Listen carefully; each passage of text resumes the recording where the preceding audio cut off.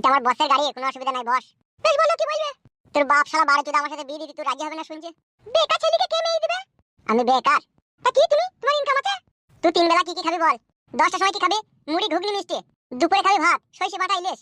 আর রাতে কি খাবি? রুটি আর আলু ভাজা খাই নিবি। এই তিন বেলা তোকে আমি খেতে দিতে পারবো না। তা খাবারটা আসবে কোথা থেকে? তুমি কোনো ব্যবসা বাণিজ্য করো?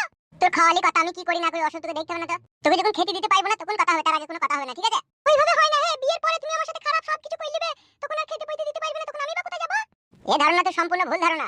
আমি যেমন করি হোক তোকে খেতে পইতে দেবো, তোমাকে বিয়েটা কর, ঠিক আছে? আর আমাকে বাদ দিয়ে অন্য ছেলেকে বিয়ে করি না বড়া, বুকের ভিতরটা পুরি ধরে যাবে তাইলে।